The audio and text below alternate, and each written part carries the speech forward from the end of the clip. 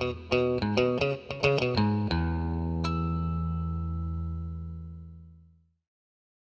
everyone, and welcome to another one of our videos. Today I'm going to be doing a quick review of the ATOTO A6 head unit that we installed in our Nissan Xterra a few weeks ago. I've had some time to check it out, drive around with it, use some features, so I'm going to be showing you some of the ones that I've used, giving you some of my experiences with it and my recommendations as far as purchasing it.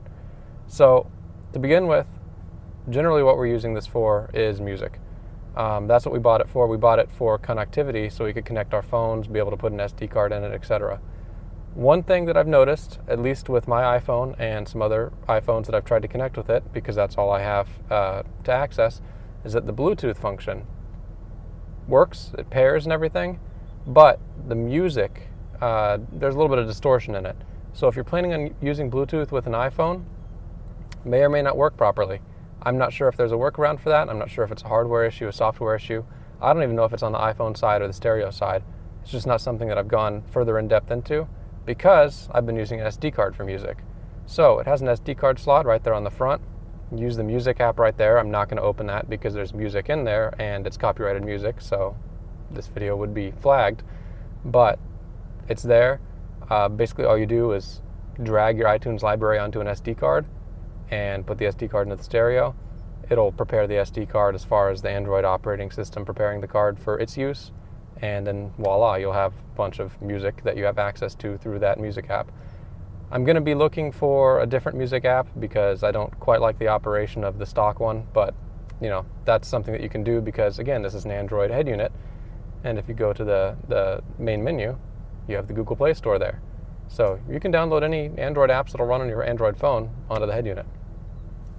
As far as other features I've used, I've checked out GPS.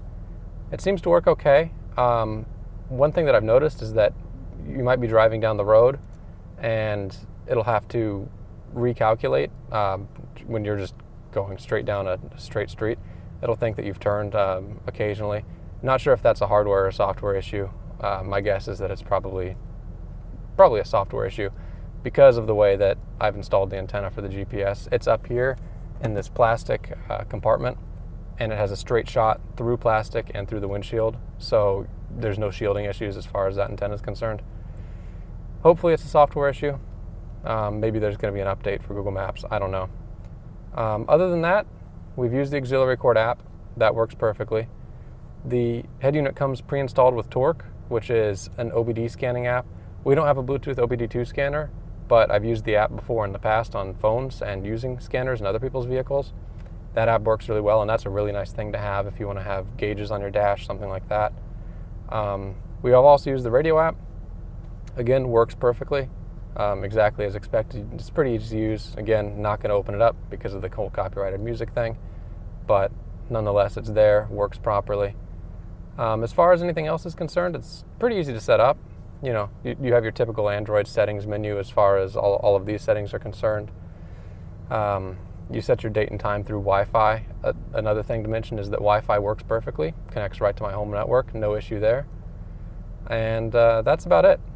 All right, so one thing I wanted to mention just before I close is something about the sound.